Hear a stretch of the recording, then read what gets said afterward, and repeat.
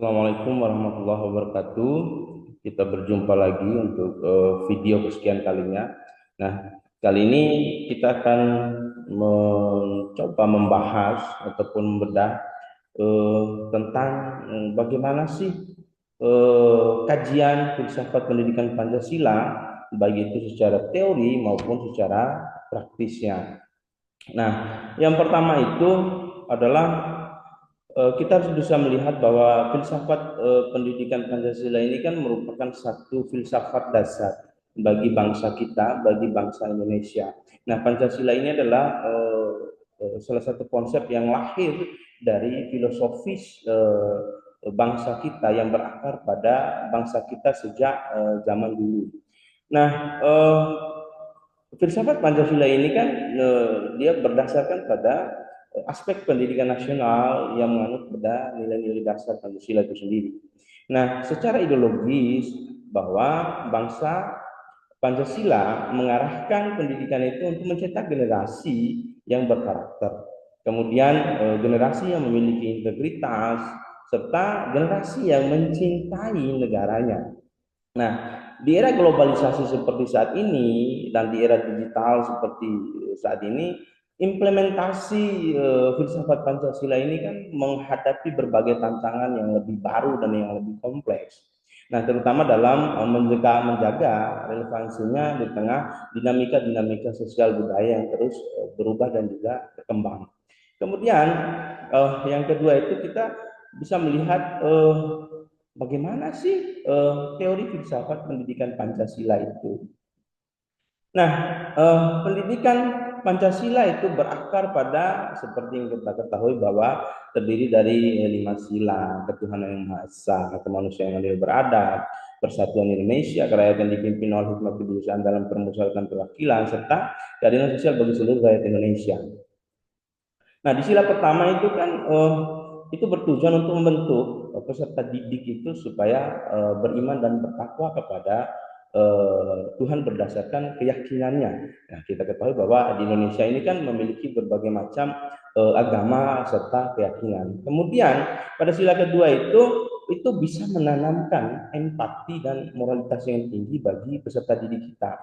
Kemudian di sila ketiga itu bisa menanamkan jiwa nasionalisme bagi peserta didik atau siswa kita.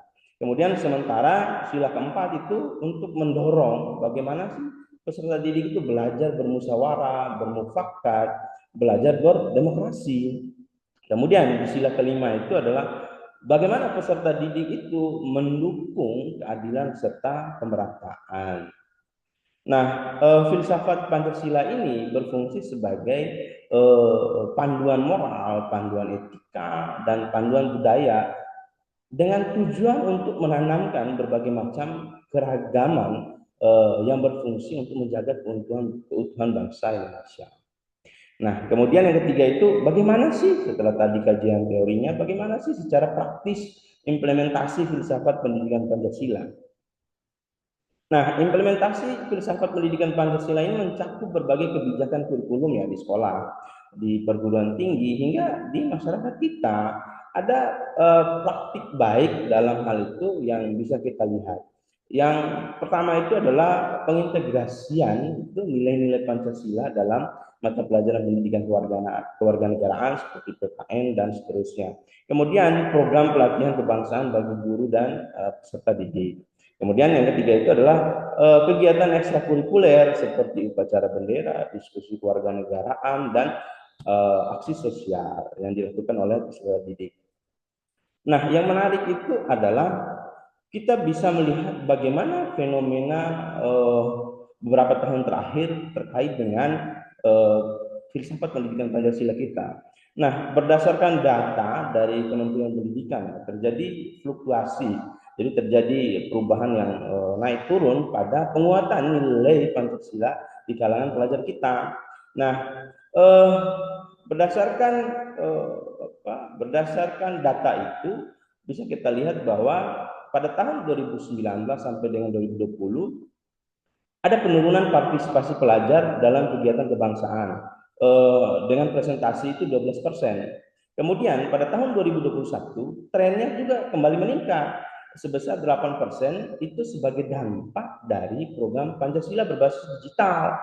Kemudian pada tahun 2022 sampai dengan 2023 itu terjadi lebih stabil di angka 75%. Jadi pelajar itu memahami nilai Pancasila, namun hanya 40% yang menerapkan dalam kehidupan sehari-hari.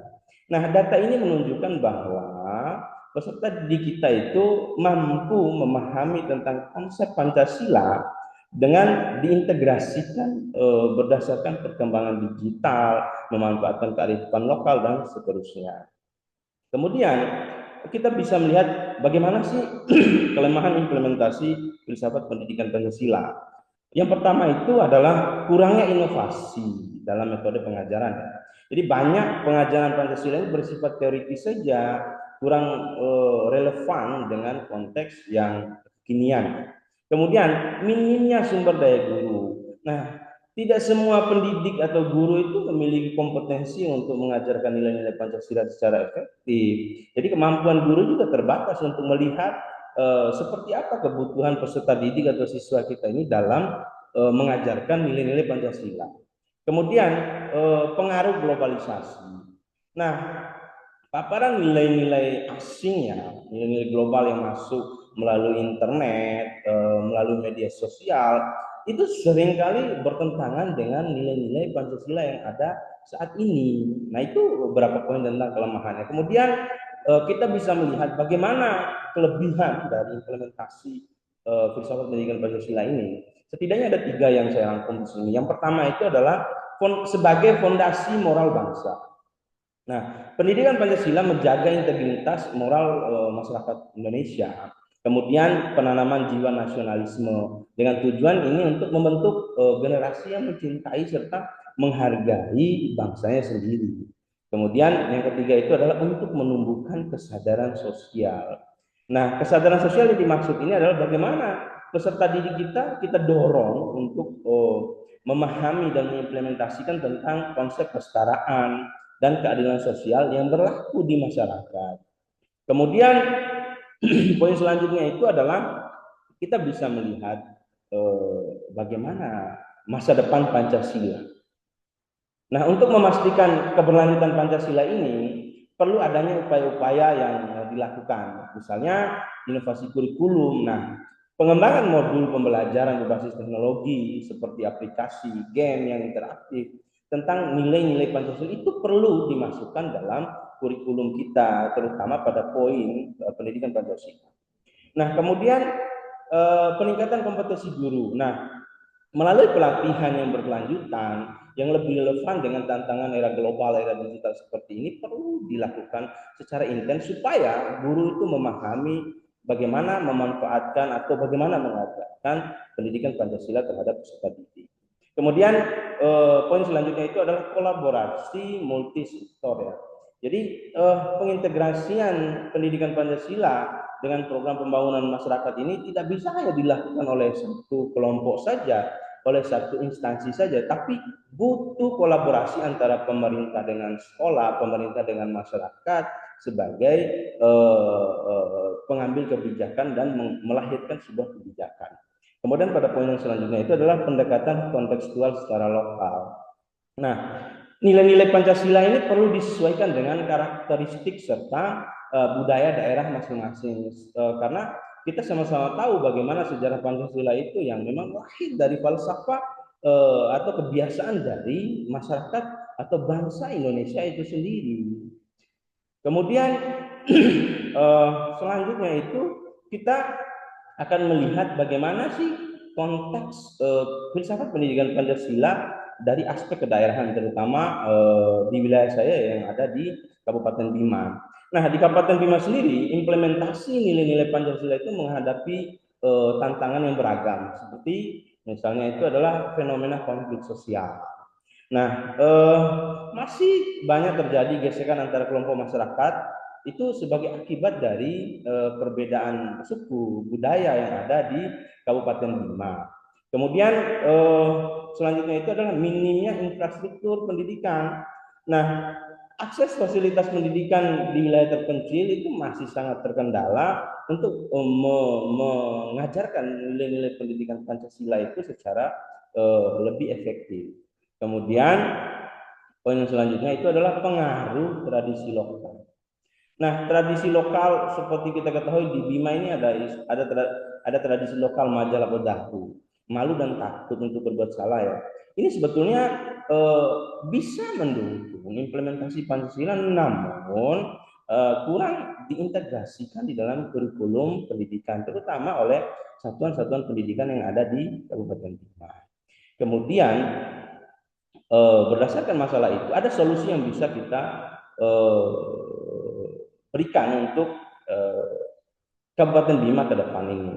Solusi yang pertama itu adalah mengintegrasikan nilai lokal dengan Pancasila, ya seperti misalnya mengadopsi nilai lokal Majalah Bodahu, Tahu Parandai Surah Bodana, itu untuk mendukung pendidikan berbasis Pancasila.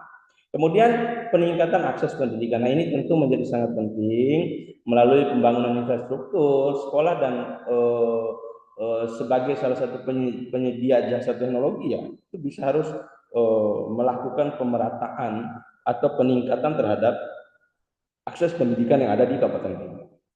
Kemudian dibuat program khusus kewarganegaraan.